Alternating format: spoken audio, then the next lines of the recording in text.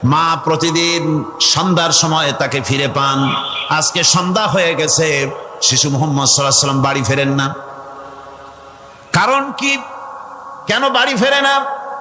সন্ধ্যার দিকে তিনি চলে গিয়েছেন পাহাড়িয়া ময়দানে, যে দেখেন ধুধু করতেছে চতুর্দিকে, সন্ধ্যা হয়ে গেছে, অন্ধকার হয়ে গেছে, কোনো ছেলে পেলে নাই, কেউ নাই।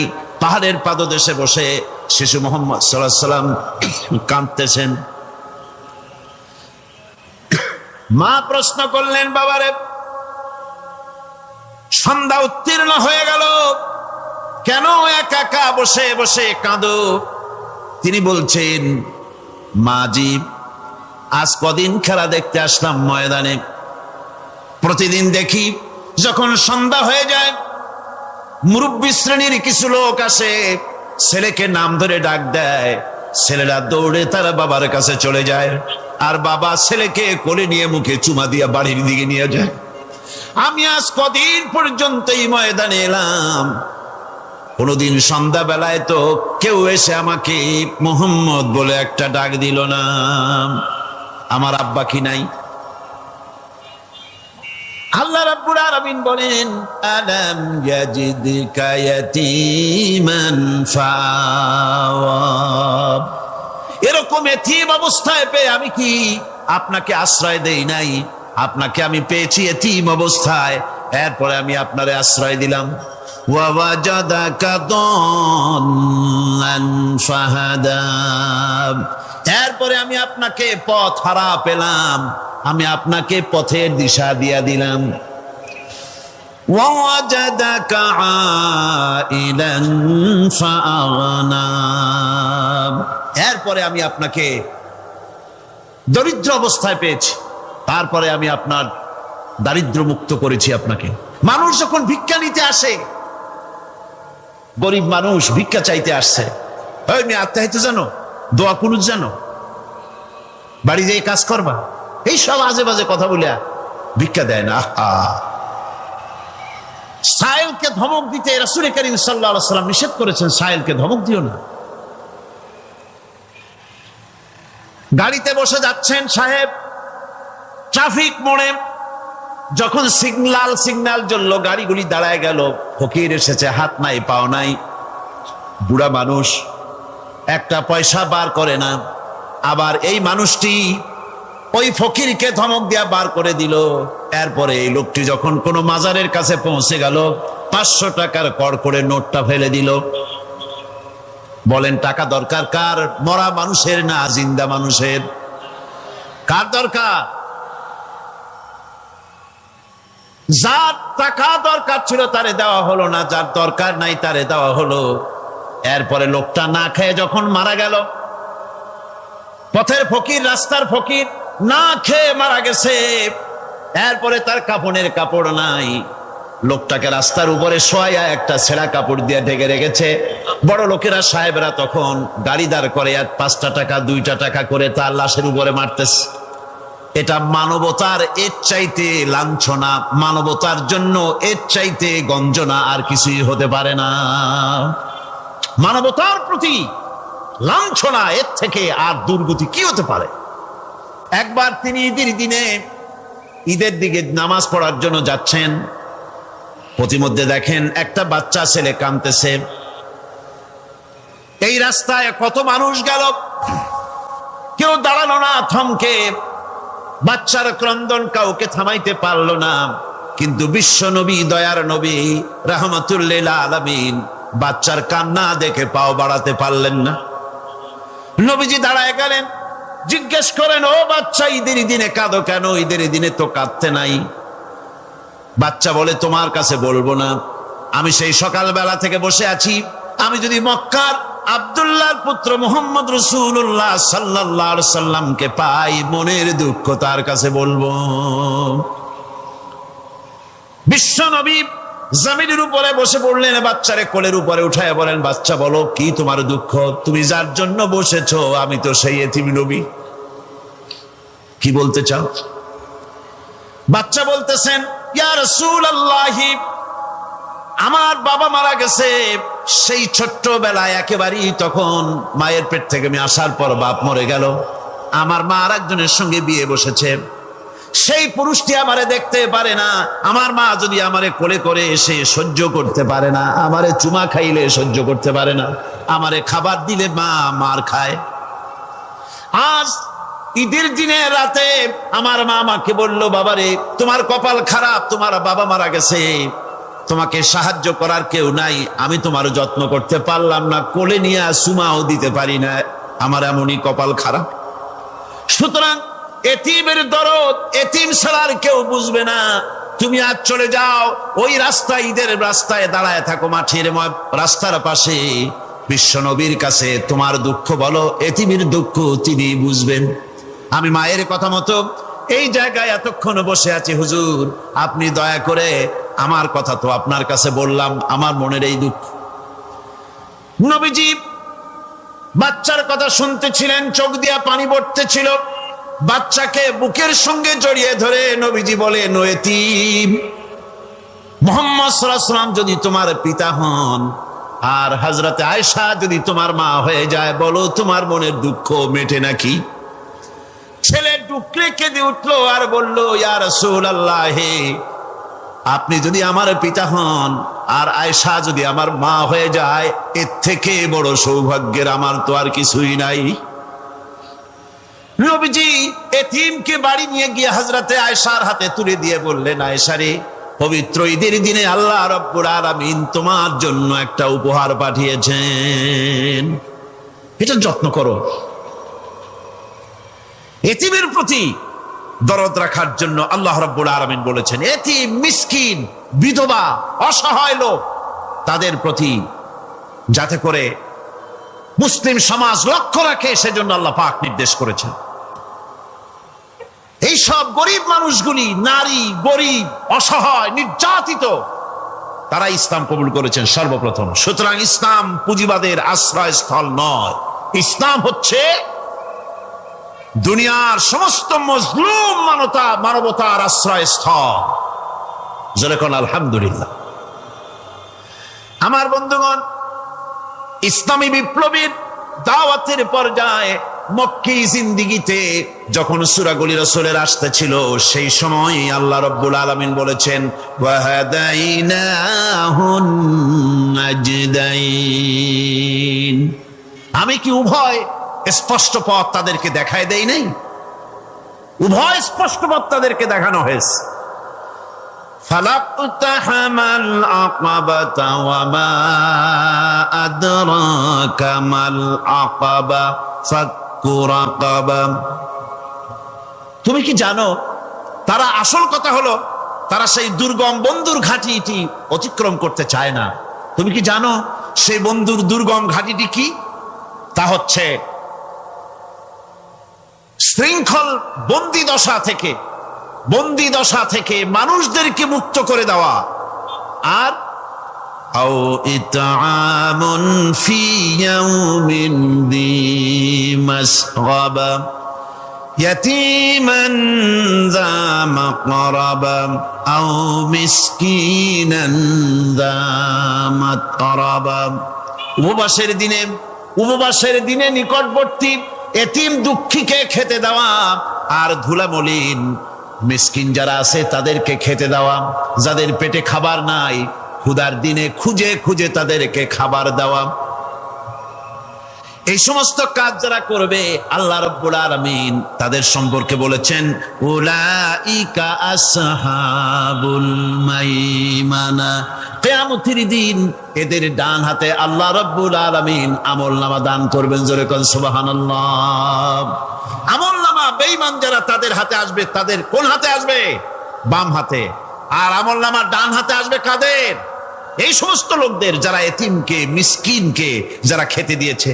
আর খেতে দিয়ে, এতিম মিসকিনদেরকে খেতে দিয়ে তারপরে এর দ্বারা তাদেরকে কোনো খোঁটা দেয় নাই। তাদেরকে কেন খাওয়াস? কোরআনে কারীম বলছে, وَيُطْعِمُونَ الطَّعَامَ عَلَى حُبِّهِ مِسْكِينًا وَيَتِيمًا وَأَسِيرًا। আল্লাহর সৎ লোকেরা আল্লাহর ভালোবাসায় উদ্বুদ্ধ হয়ে খাবার খাওয়ায় মিসকিনদেরকে, এতিমদেরকে। আর তারা বলে, ইন্নামা নুতঈমুকুম লিওয়াজহিল্লাহি লা নুরিদু মিনকুম জাযাআন ওয়ালা শুকুরা। আমরা যে তোমাদের খাইতে দিলাম, এ খাওয়াচ্ছি শুধুমাত্র আল্লাহকে খুশি করার জন্য। কারে খুশি করার জন্য? আল্লাহরে খুশি করার জন্য। এই খাবারের ব্যাপারে তোমাদের কাছ থেকে কোনো কৃতজ্ঞতা চাই না। যেটা করি সেটা আল্লাহর জন্যই করি, আল্লাহকে খুশি করার জন্য। সুতরাং না কৃতজ্ঞতা চাই, না এর দ্বারা কোনো বিনিময় চাই। আল্লাহ রাব্বুল আলামিন এতিমের মাল সম্পদ আত্মসাৎ করার ব্যাপারে কঠোরভাবে নিষেধ ঘোষণা করেছেন। এতিমের মাল সম্পদ যেন আত্মসাৎ করো না। কোরআনে কারিমে স্পষ্ট ভাষায় বলা হয়েছে, ওয়াতুল ইয়াতামা আমওয়ালাহুম ওয়ালা তাবাদদালুল খাবিসা বিত-তাইয়্যিব। এতিমের মাল ধন সম্পত্তি যথাযথভাবে তাদের হাতে ফিরিয়ে দাও। ওয়ালা তাবাদদালুল খাবিসা বিত-তাইয়্যিব, আর তাদের ভালো মালগুলি তোমার খারাপ মাল দিয়া বদলাইয়া দিও না। ওয়ালা তাকুলু আমওয়ালাহুম ইলা আমওয়ালিকুম ইন্নাহু কানা হুবান কাবীরা। আর তাদের সম্পদ তোমাদের সম্পদের সাথে যেন মিশাইয়া হজম করে ফেলে দিও না। এটা অত্যন্ত মস্ত বড় গুনাহ। এ কাজ তোমরা করবে না। অন্যায়ভাবে এতিমের মাল যারা ভক্ষণ করে, তারা তো এতিমের মাল খায় না, বরং পেটের মধ্যে তারা আগুন ঢুকায়। পেটের মধ্যে কি ঢুকায়? সায়াসলাউনা সাঈরা। আর অচিরেই এদেরকে জাহান্নামে নিক্ষেপ করা হবে। কোথায় নিক্ষেপ করা হবে? জাহান্নামে। যারা এতিমের মালকে ভক্ষণ করে, এতিমের মাল নষ্ট করে, এতিমের হক নষ্ট করে, তাদের জায়গা জাহান্নাম। আর এতিমের মাল যারা খায়, তারা যেন আগুন খায়। কি খায়? এতিমের ধন সম্পদ হজমকারীদের ব্যাপারে তাদের যে বিরাট হীনমন্যতা কাজ করে, এজন্য আল্লাহ পাক বলতেছেন, কাল্লা বাল্লা তুকরিমুনাল ইয়াতীম। না, কখনোই নয়। আসল ব্যাপার হচ্ছে তোমরা হীনমন্যতার কারণে এতিমকে সম্মান দাও না, এতিমকে মর্যাদা দাও না। ولا تحاضون على طعام المسكين। আর মিসকিনদেরকে তোমরা পরস্পরকে খেতে দেওয়ার জন্য তোমরা উৎসাহিত করো না। নিজেরাও খাও না, অন্যদেরকেও সে পথে উৎসাহিত করো না। এই যে কাজগুলি তোমরা করো, এটা মস্ত বড় অপরাধ। আল্লাহ রাব্বুল আলামিন এতিমের মাল সম্পর্কে আরো বলছেন, ولا تقربوا مال اليتيم إلا بالتي هي أحسن حتى يبلغ أشده। আল্লাহ পাক বলছেন, এতিমের মালের নিকটবর্তীও হবে না যতক্ষণ পর্যন্ত তারা যৌবন প্রাপ্ত না হয়, বুদ্ধি শুদ্ধি না আসে, ততক্ষণ পর্যন্ত এতিমের মালের কাছে যাবে না। হ্যাঁ, যাবে মালটাকে রক্ষণ করার জন্য, রক্ষণাবেক্ষণ করার জন্য, মালগুলি খাওয়ার জন্য না। এতিমদের ব্যাপারে আল্লাহ পাক এভাবে সতর্ক করেছেন। মানুষ যখন, বাচ্চাগুলি যখন এতিম হয়ে যায়, বাচ্চা বেঁচে থাকতে, বাচ্চার বাপ মা বেঁচে থাকতে বাচ্চারে কোলে নেয়। দেখবেন বড় লোকের ছেলে দেখতে ভালো দেখা যাচ্ছে না, নাকে ময়লা, তাতে ময়লা, তারপরেও বড় লোক, সেই জন্য বাচ্চাটারে কোলে নেয়। ইচ্ছা করে না, তারপরে তারে খুশি করার জন্য কোলে নেয়। করে না কিরকম? এরকম করে। বাপ মা বেঁচে আছে, তখন চাচাতে মামুতে ভাগ্নাকে ভাতিজাকে আদর করে কোলে নেয়, ঘাড়ে নেয়, চুমা খায়।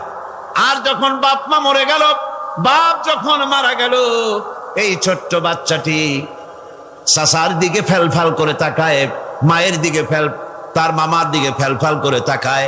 একটি বারের জন্য কোলে নিয়ে তখন আর আদর করে না। মনের মধ্যে তখন দুর্বিসন্ধি থাকে, এই বাচ্চা মরুক অথবা তার সম্পদ যা আছে সম্পদগুলিকে লুটপাট করে নেই। আল্লাহ পাক বলছেন, কোরআনকে মানো, কোরআনকে মেনে চলো, তাহলে সমাজ সুন্দর হবে, ভয় থাকবে না, চিন্তা থাকবে না। এই পৃথিবীতে প্রথম দিন থেকেই পৃথিবীতে দুইটা শ্রেণী চলে এসেছে। এই পৃথিবীতে একটা হচ্ছে ধনী, আর একটা হচ্ছে দরিদ্র। ধনী আর গরিব আবহমান কাল থেকে এই দুই শ্রেণী চলে আসছে। আদিকাল থেকেই মানুষ এই দুই শ্রেণীর ভিতরে সমতা সৃষ্টির জন্য প্রচেষ্টা চালিয়েছে। দার্শনিকরা চালিয়েছে, বিজ্ঞানীরা চালিয়েছে, এবং এক একজন এক এক ধরনের মতবাদ দিয়ে এই দুই প্রান্তিক অবস্থা থেকে একই সমান্তরালে আনার জন্য চেষ্টা আর কম করেনি। পুঁজিবাদের হাত থেকে রক্ষা পাওয়ার জন্য সমাজতন্ত্র তৈরি হলো, কমিউনিজম তৈরি হলো। অবস্থা তারা দেখতে পেল সর্বনাশ। আগে তো ছিলাম চোরের বাড়ির সামনে, সব চুরি হয়ে যেত। এখন তো ডাকাতের ঘাটে সেই নৌকা লাগালাম, এখন তো জানো যাবে। সেজন্য সমাজতন্ত্র পৃথিবীকে কিচ্ছু দিতে না পেরে নিজের দেশেই আত্মহত্যা করলো। এরপরে আবার বাঁচার জন্য মুক্তবাজার অর্থনীতির নামে সমাজতন্ত্রীরা আবার সেই পুঁজিবাদের দিকে অগ্রসর হওয়ার চেষ্টা চালাচ্ছে। পৃথিবী সাক্ষী, দুনিয়া সাক্ষী, মানুষের তৈরি করা মতবাদ দিয়া পৃথিবীতে কোথাও স্থায়ী কোনো শান্তি আসে নাই। এ কথাটা কি মিথ্যা না সত্য? এ কথা মিথ্যা না সত্য? সুতরাং এই পৃথিবীর বুকে না সমাজবাদ দিয়ে শান্তি হবে, না পুঁজিবাদ দিয়ে শান্তি হবে। পৃথিবীর বুকে শান্তি হতে পারে কেবলমাত্র নবীদের পরিকল্পনার মাধ্যমে। কারণ দার্শনিক বিজ্ঞানীরা যা বলেছেন, পরিকল্পনা দিয়েছেন, সব তাদের মন মস্তিষ্ক প্রসূত। আর আম্বিয়া আলাইহিমুস সালাম যে পরিকল্পনা দিয়েছেন, সব আল্লাহ রাব্বুল আলামিনের দেওয়া। নবীদের পরিকল্পনা কার? জোরে চিল্লায় কোন কার?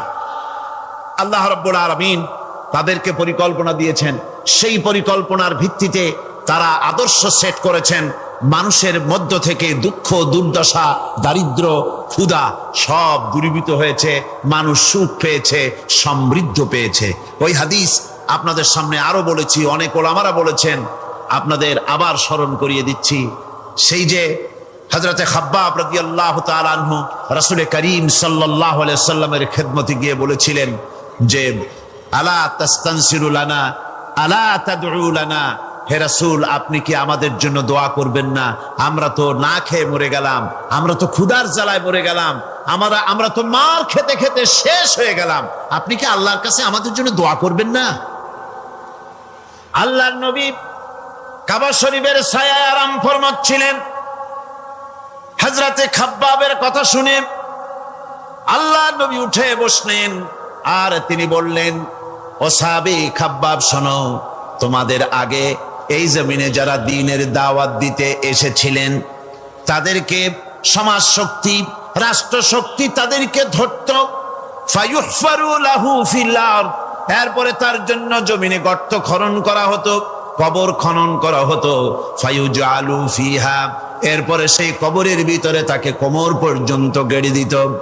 সুম্মা ইউতা বিল মানশার, এরপরে করাত আনা হতো। ফায়ুদাউ আলা রাসিহি, এরপরে তার মাথার উপরে সে করাত রাখা হতো। ফায়ুজআলু নিসফাইন, এরপরে করাত চালায়া জীবিত মানুষটাকে চিরে দ্বিখণ্ডিত করে ফেলে দিত। মা ইয়াসুদ্দুহু যালিকা আন দীনি, এত কষ্ট দেওয়ার পরেও, এত নির্যাতন দেওয়ার পরেও সেই যুগে দ্বীনের একজন দায়ীকেও তারা এক চুলো দ্বীন থেকে সরাই দিতে পারে নাই। ও খাব্বাব শোনো, ওয়াল্লাহি লা ইউতাম্মান্নাল্লাহু হাযাল আমরা হাত্তা ইয়াসিরার রাকিবু মিন সানা ইলা হাদারামাউত। ও খাব্বাব শোনো, আমি আল্লাহর নামে কসম করছি, আমি আল্লাহর নামে শপথ করছি, ইয়েমেনের রাজধানী সানা থেকে শুরু করে এই হাজারামাউত পর্যন্ত লোকেরা যাতায়াত করবে, নারী চলবে, সদাগররা চলবে, টাকা নিয়ে চলবে, যৌবন নিয়ে চলবে, মানুষেরা চলাফেরা করবে, দিনেও যাবে রাতেও যাবে। লা ইয়াখাফু ইল্লাল্লাহ, ওই মানুষগুলির মনের মধ্যে আল্লাহ রাব্বুল আলামিনের ভয় ছাড়া কোনো ভয় থাকবে না। জোরে কোন সুবহানাল্লাহ। মানুষের জীবনে প্রকৃত কল্যাণ লাভের পথে দুটি অন্তরায়, দুটি বাধা। তার একটি বাধা হচ্ছে তার ভীতি, ভয়, শক্তিশালীদের ভয়, অত্যাচারীদের ভয়। আর একটা হচ্ছে ক্ষুধা। প্রকৃত কল্যাণ লাভের পথে মানুষের অভাব অনটনের ভয়, ক্ষুধা দারিদ্র্যের ভয় এবং অত্যাচারের ভয়, এই দুইটি ভয় মানুষের মধ্যে সেই প্রথম দিন থেকেই চলে এসছে। ইসলাম প্রচারের প্রথম অধ্যায় আল্লাহ রাব্বুল আলামিনের বন্দিগির দাওয়াত দিয়ে নবী করিম সাল্লাল্লাহু আলাইহি সাল্লাম বলেছেন, এই ক্ষুধা আর ভয়, এই দুটি জিনিসকে দূর করে দেওয়ার মতো পরিকল্পনা আল্লাহ পাক দিয়েছেন। আজও পৃথিবীতে আমাদের সমাজে এই দুইটা জিনিসেরই ভয়। কয়টা জিনিসের ভয়? একটা হচ্ছে ক্ষুধা, আর একটা হচ্ছে ভীতি। মানুষ সমাজে, বাজারে, স্কুলে, বিশ্ববিদ্যালয়, শিক্ষাঙ্গনে কোনো জায়গায় আরামে বসবাস করতে পারছে না। মাহফিল এসছেন, নিশ্চিন্ত মনে ফিরে যেতে পারবেন। আপনার ছেলে বিশ্ববিদ্যালয়ে পড়াশোনা করছে, জীবন নিয়ে বাড়ি ফিরতে পারবে। আপনার মেয়ে কলেজে গিয়েছে, তার ইজ্জত নিয়ে, সম্ভ্রম নিয়ে ফিরে আসতে পারবে, এই গ্যারান্টি আজ আর কেউ দিতে পারে না। সত্য কিনা বলেন?